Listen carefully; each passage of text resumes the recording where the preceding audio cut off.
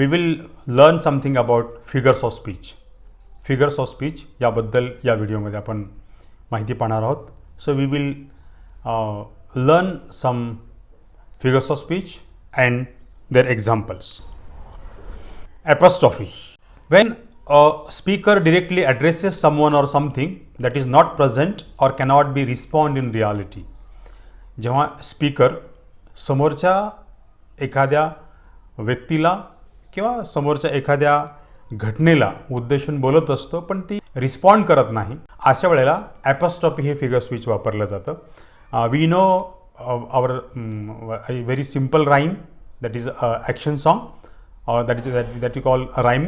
Twinkle twinkle little star, how I wonder what you are, up above the world so high like a diamond in the sky. The speaker is talking to the twinkle. ये speaker इधर बोलतोय. Another example, oh God, forgive me when I whine. So speaker is talking to the God. Basket full of moonlight, यातलं उदाहरण आहे.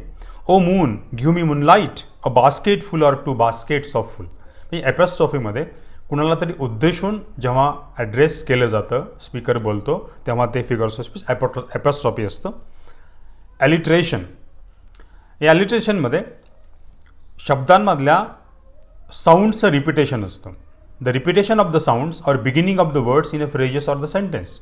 या वाक्यातल्या किंवा फ्रेजेसमधल्या सुरुवातीच्या लेटर्समध्ये, सुरुवातीच्या अक्षरांमध्ये repetition of the sound that you call alliteration. Travel down the darken road. Travel down the darkened road. The repetition of d sound. Travel down the darkened road. Or in form and features, face and limb. The repetition of f sound or f. म्हणजे ॲलिट्रेशनमध्ये एक musical effect तयार होतो किंवा एक rhythm तयार होतो, एक musical effect तयार होतो ॲलिट्रेशनमध्ये. रिपिटेशन ऑफ द साऊंड, आणि हा साऊंड हा बिगिनला असतो, beginning of the word. Repetition. बऱ्याच वेळेला मुलांमध्ये गलत असे होते की रिपिटेशन आणि ॲलिट्रेशनमध्ये काय फरक आहे. ॲलिट्रेशनमध्ये रिपिटेशन ऑफ द साऊंड्स आहे आणि रिपिटेशनमध्ये रिपिटेशन ऑफ वर्ड्स आहे. Word or phrase is repeated 2 or more times. एखाद्या लाईनमध्ये एखादा शब्द 2 किंवा 2पेक्षा अधिक वेळेला वापरला जातो. रिपिटेशन ऑफ द वर्ड्स असतं. आणि हे करण्यामागचं कारण असं असतं की एखादी आयडिया, एखादी संकल्पना जर त्याच्याकडे लक्ष वेधायचं असेल स्पीकर, लिसनरचं आणि रीडरचं, तेव्हा रिपिटेशन हे फिगर्स ऑफ स्पीच वापरलं जातं. And miles to go before I sleep, and miles to go before I sleep. Another example, I want to so many small small moons of light. Small small हे 2 words आलेले आहेत. आणि पहिलं simile. Simile compare 2 different things using the words like or as. जेव्हा 2 वस्तूंचं comparison केलं जातं आणि कंपॅरिझन करताना लाईक किंवा ॲज हे शब्द वापरले जातात, तेव्हा सिमिली असते. आणि ही सिमिली काहीतरी एखाद्या वस्तूला डिस्क्राईब करण्यासाठी, कंपॅरिझन करण्यासाठी वापरली जाते. For example, they fought like cats and dogs. He is as brave as lion. म्हणजे he is compare with the lion. Fast as spaceship, slow as a snail, big as a dinosaur, small as a nail. 9वीमधली comparison नावाची जी poem आहे, ही संपूर्ण poem म्हणजे best example of simile. As playful as kitten, as lovely as flower. अशा प्रकारची सिमिलीची भरपूर उदाहरणं आपल्याला प्रोजमध्ये सुद्धा पाहायला मिळतात. मेटाफर. मेटाफर आणि सिमिलीतला फरक आहे. दोन्हीमध्ये कंपॅरिझन केलं जातं, पण मेटाफरमध्ये हे कंपॅरिझन करत असताना डायरेक्ट कंपॅरिझन केलं जातं without like or without as. म्हणजे यामध्ये 2 वेगवेगळ्या ज्या गोष्टी असतात त्या लिटरली ट्रू नसतात, खऱ्या नसतात, पण त्या आयडियाज ह्या कम्पेअर केले जातात. आणि कम्पेअर करताना हे कंपॅरिझन हे डायरेक्ट कंपॅरिझन केलं जातं. For example, he is walking in encyclopedia. The world stage, I can choose to take the road of life. Hope is the thing with feathers. म्हणजे होप हे फेदरसोबत कम्पेअर केलेलं आहे. ही इज वॉकिंग इन्सायक्लोपीडिया, याच्यामध्ये ती व्यक्ती इतकी हुशार आहे की एन्सायक्लोपीडिया इतकी ती हुशार आहे, असं एन्सायक्लोपीडियासोबत त्याचं कंपॅरिझन केलेलं आहे. Inversion. It is use to refer to invert the normal word order in sentence or phrase. आपल्याला माहीत आहे की इंग्लिशमध्ये किंवा कुठल्याही भाषेमध्ये एखादं वाक्य तयार करताना एक नॉर्मल वर्ड ऑर्डर असते. जसं इंग्लिशमध्ये सब्जेक्ट, वर्ब आणि ऑब्जेक्ट अशी एक नॉर्मल ऑर्डर आहे. पण इन्व्हर्जनमध्ये ही नॉर्मल ऑर्डर चेंज केली जाते की ही ऑर्डर बदलली जाते आणि ही जेव्हा ऑर्डर बदलली जाते, वर्ड ऑर्डर बदलली जाते, तेव्हा इन्व्हर्जन हे फिगर्स ऑफ स्पीच वापरतात.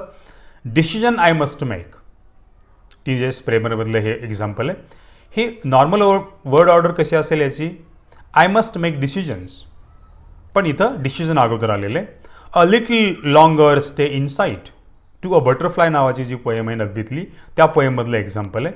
पण नॉर्मल ऑर्डर कशी असेल याची, stay in site a little longer, पण तसं करण्याऐवजी पोएटनी अ लिटल लॉंगर असा शब्द अगोदर घेतला आहे आणि स्टे इन अ साईट नंतर वापरलेलं आहे. हायपरबली, याला बरेच जण हायपरबोल असा पण उच्चार करतात, that is a hyperbole. Extreme kind of exaggeration or over statement, एखादी गोष्ट फुगून सांगितली जाते, अतिशयोक्तीने मोठ्या प्रमाणात सांगितले जाते, अतिशयोक्ती केली जाते, तेव्हा हायपरबली ही फिगर्स ऑफ स्पीच वापरतात. I am so hungry I could eat a horse, म्हणजे इतकी भूक लागलेली आहे की I could eat a horse. My dad will kill me when he comes home. If I can't get smartphone I will die, म्हणजे phone नाही मिळाला तर मी मरून जाईन. खरं तर असं घडत नसतं, पण it is describe in figures of speech, that is hyperbole. आपली ट्विन्स नावाची जी पोएम आहे 10th मधली, याच्यामध्ये हायपरबलीची बरीच उदाहरणं आपल्याला पाहायला मिळतात. Antithesis, the same sentence includes a striking contrast between words, म्हणजे एकाच वाक्यामध्ये दोन वेगवेगळ्या आयडियाज ह्या एकमेकांना कॉन्ट्रास्ट करत असतात किंवा अपोजिट करत असतात, त्यांना आपण अँटिथिसिस फिगर्स ऑफ स्पीच असं म्हणतो. मॅन प्रपोजेस गॉड डिस्पोजेस, ही जी सेईंग आहे, ही saying example of antithesis. God disposes and man proposes. One man's medicine is another man's poison. The striking contrast is medicine and poison. If you can't trust yourself and all men doubt you, यामध्ये trust आणि doubt म्हणजे एकाच लाईनमध्ये दोन असे ideas आहेत जे एकमेकांना कॉन्ट्रास्ट करतात, विरोध करतात, यांना आपण अँटिथिसिस असं म्हणतो. पर्सॉनिफिकेशन, an inanimate object or ideas or emotions are considering as a living thing. जेव्हा एखादी निर्जीव वस्तू, एखादी आयडिया किंवा एखादी कल्पना जी निर्जीव आहे पण ती लिव्हिंग आहे असं समजून कवितेमध्ये त्याला ट्रीट केलं जातं, ती हे फिगर्स ऑफ स्पीच पर्सॉनिफिकेशन असतं. Flowers danced in the meadow, actually flowers never dance, they only move here and there, move or that we can say हलत असतात, डोलत असतात, but the poet use the words danced, that is personification. O captain my captain ही जी poem आहे, या पोएममध्ये O captain my captain lies fallen cold and dead, हे एक पर्सॉनिफिकेशनचं उदाहरण आहे. आणि होप ही जी पोएम आहे, होप याला ही लिव्हिंग थिंग नसताना सुद्धा एक लिव्हिंग थिंग ट्रीट करून संपूर्ण कवितेमध्ये आपल्याला पर्सॉनिफिकेशन पाहायला मिळतं. Euphemism, a mild word or expression used for something unpleasant, म्हणजे एखादी दुःखद घटना, एखादी अप्रिय घटना, एखादी वाईट घटना सौम्य शब्दात सांगितली जाते. म्हणजे डाय, डेथ असं जर असेल, एखाद्याचा मृत्यू झाला आहे, तो मृत्यू झाला आहे, ही इज डाईड असं म्हणण्याऐवजी he is passed away, he is no more, अशा प्रकारची वर्ड ऑर्डर वापरली जाते, that is a euphemism. Onomatopoeia, a word or words imitating the sound of words that refers to, म्हणजे एखादा साऊंड एक्सप्रेस करण्यासाठी, sound describe करण्यासाठी साऊंडच शब्द वापरला जातो, त्याला आपण ओनोमॅटोपोइया असं म्हणतो. उदाहरणार्थ पाणी जर उडत असेल तर splash, don't splash the water. Babble, gurgle, mumble, bang,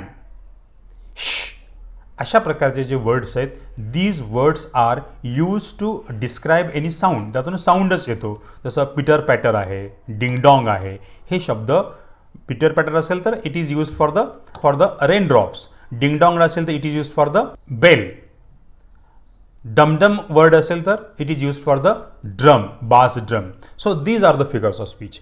या फिगर्स ऑफ स्पीच आपल्याला का समजले पाहिजेत? It is used for all standards, specially for the 8, 9, 10th, 11 and 12 या वर्गांना महत्त्वाचे आहेत.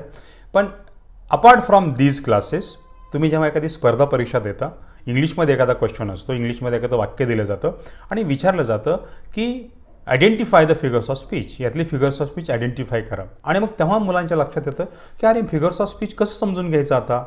If you know figures of speech in this stage at the school level और college level, definitely it will be beneficial for your competitive examination. आणखी when we read any poem, poetry, आणि poem समजून घ्यायची असेल तर आपल्याला figures of speech समजणं महत्त्वाचं असतं. If we understand the figures of speech, we understand the figurative meaning, literal meaning, the surface meaning, implied meaning. जर आपल्याला इम्प्लाइड मिनिंग समजून घ्यायचं असेल, जर आपल्याला फिगरेटिव्ह मिनिंग समजून घ्यायचं असेल तर we must understand the figures of speech. तर आपण या व्हिडिओमध्ये फिगर्स ऑफ स्पीचची माहिती पाहिलेली आहे. थँक्यू.